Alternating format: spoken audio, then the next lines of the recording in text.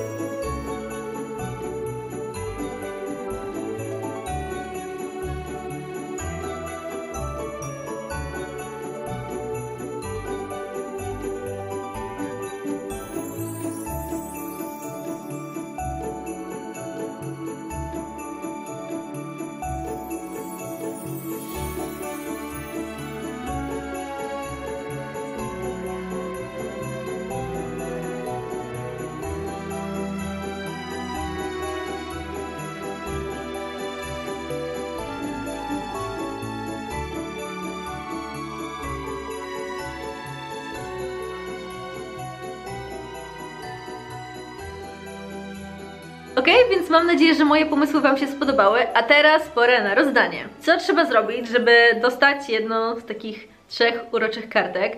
I kartki, której nie dostaniecie, to jest ta kartka z choinką, bo jednak trochę przedobrzyłam i nie powinnam używać papieru technicznego, no ale dobra, nieważne, dostaniecie 3 pozostałe kartki. I co trzeba zrobić, żeby takie kartki dostać? Ogólnie to jest konkurs instagramowy, więc musicie wejść na mojego Instagrama, madelineeofficial, zaobserwować mnie tam i pod najnowszym zdjęciem, tym z kartkami, po prostu napisać, którą kartkę byście chcieli.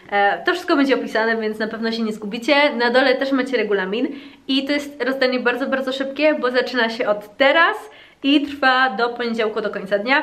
Także we wtorek już podam zwycięzców i będę mogła wysyłać te kartki do Was. Tak więc mam nadzieję, że weźmiecie udział. Gorąco Was zachęcam i do zobaczenia za kilka dni. Pa!